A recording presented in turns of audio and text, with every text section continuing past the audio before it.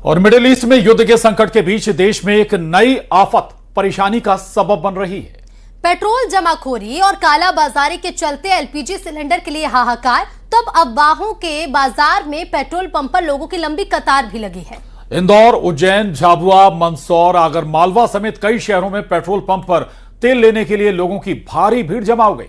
इसी बीच सरकार और प्रशासन की तरफ से लगातार लोगों से अफवाह पर ध्यान नहीं देने की अपील की जा रही है। वहीं सरकार का दावा है कि सभी जगहों पर पेट्रोल डीजल का पर्याप्त स्टॉक है।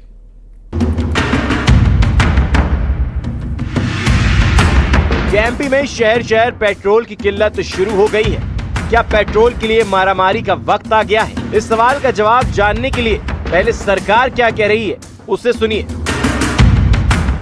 अफवाहों पर विश्वास न करें और पैनिक बाइंग से बचें।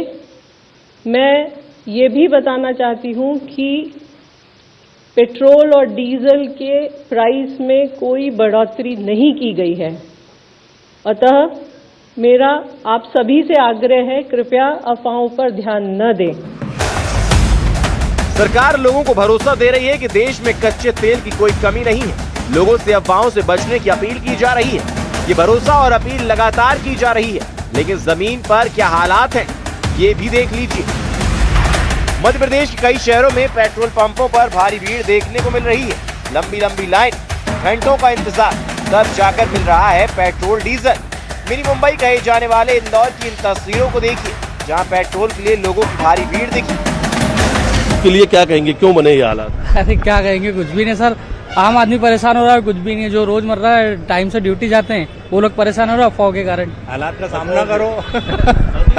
हालात का भी सामना करना पड़ेगा, आए मुसीबत पे। इंडिया का जो पेट्रोल है वो ऑस्ट्रेलिया और रशिया सब जगह से आता है, स्ट्रेट ऑफ हार्मोज से नहीं आता है। साउथ चाइना सी से आता है। हम ऑस्ट्रेलिया से ले रहे हैं, कनाडा से ले रहे हैं, और ईरान ने भी हमें मना नहीं किया है। पेट्रोल की किल्लत सिर्फ एक अफवाह है, लोग भी इस बात को मान रहे हैं। ये भी कह रहे हैं कि तेल की कोई किल्लत नहीं है, लेकिन सच जानते हुए भी पेट्रोल पंपों पर लंबी लंबी कतार का नजारा है। कैसी स्थिति है? बहुत बेकार स्थिति है, पता नहीं क्या पेट्रोल नहीं मिल पा रहा है।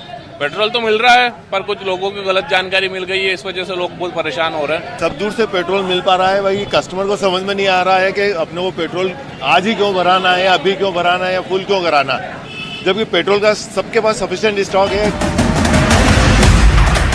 उधर राजधानी भोपाल में हालात सामान्य दिखे। यहाँ लोगों को आसानी से पेट्रोल और डीजल मिल रहा है। प्रशासन की माने तो राजधानी भोपाल में डीजल और पेट्रोल का लगभग 3 महीने का स्टॉक है। इतना दिक्कत नहीं है, सब आराम से मिल रहा है, कोई पैनिक होने की इतनी जरूरत नहीं है। आप बस सिलेंडर का थोड़ा सा है, बाकी पेट्रोल का तो नहीं।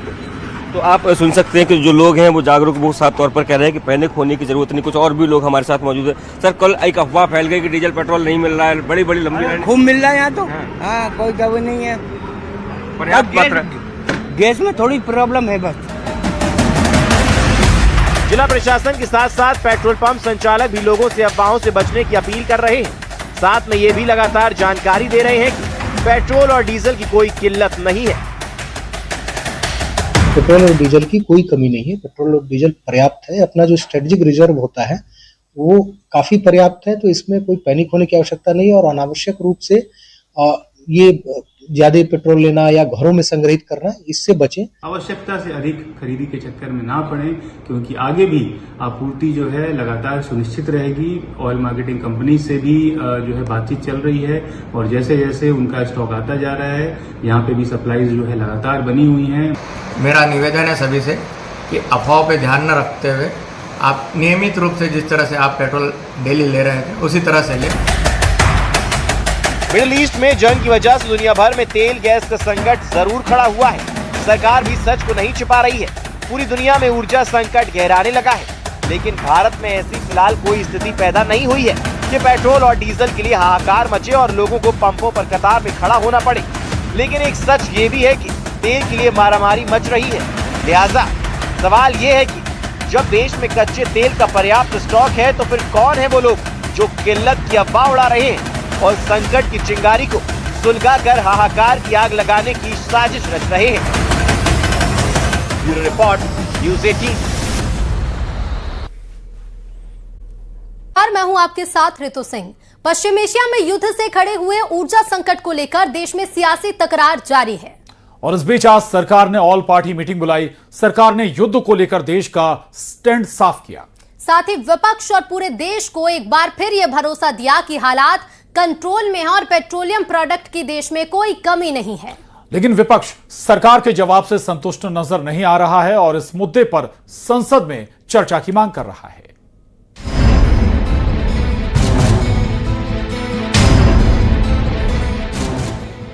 मिडिल ईस्ट में युद्ध के संकट पर केंद्र सरकार बार बार कह रही है कि देश में तेल और गैस की कोई कमी नहीं है, लेकिन विपक्ष ये बात मानने को राजी नहीं है। विपक्ष सरकार के रवैये पर सवाल उठाते हुए जनता को गुमराह करने का आरोप लगा रहा है। इस सियासी आर पार के बीच आज सरकार ने संसद भवन में एक महत्वपूर्ण सर्वदलीय बैठक बुलाई। बैठक की अध्यक्षता रक्षा मंत्री राजनाथ सिंह ने की। सरकार की तरफ से गृह मंत्री अमित शाह, विदेश मंत्री एस जयशंकर, पेट्रोलियम मंत्री हरदीप सिंह पुरी और वित्त मंत्री निर्मला सीतारमण जैसे वरिष्ठ मंत्री शामिल हुए। बैठक में पश्चिम एशिया के संकट पर बात हुई। विदेश मंत्री एस जयशंकर ने मौजूदा हालात की जानकारी दी। साथ ही पेट्रोलियम मंत्री हरदीप पुरी ने भी बैठक में विपक्ष को ब्रीफ किया। बैठक में और बैठक के बाद सरकार ने एक बार फिर देश को भरोसा दिया कि पैनिक की कोई बात नहीं है, हालात नियंत्रण में है। कि सारे विपक्ष ने जो सवाल की और जो जानकारी प्राप्त करना चाहा, सरकार ने जवाब दिया।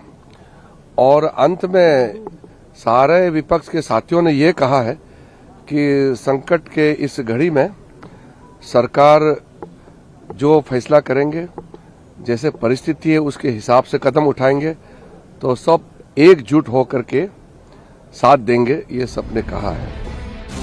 सर्वदलीय बैठक में विपक्ष को सभी हालातों की जानकारी दी गई, लेकिन विपक्ष के मुताबिक सरकार का जवाब संतोषजनक नहीं है।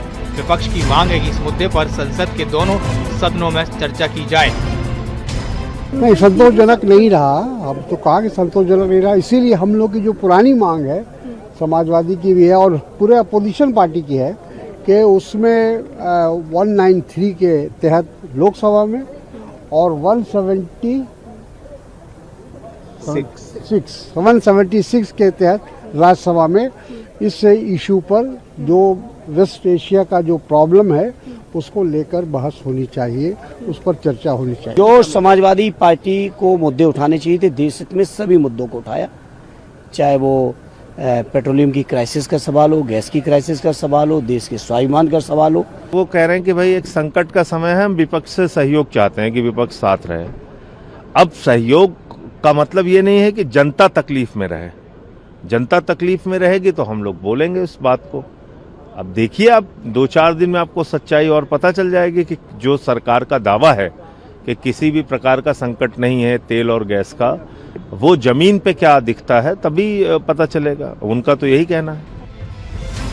इस बैठक से पहले प्रधानमंत्री मोदी लोकसभा और राज्यसभा दोनों सदनों में युद्ध पर बयान देते हुए पक्ष विपक्ष की एकता यानी टीम इंडिया वाला संदेश दे चुके हैं। लेकिन विपक्ष का रवैया देखिए, एक तरफ विपक्ष चर्चा की मांग पर अड़ा हुआ है और दूसरी तरफ जब सर्वदलीय बैठक बुलाई जाती है तो न उसमें नेता प्रतिपक्ष राहुल गांधी होते हैं और न ही टीएमसी। Bureau report, news 18।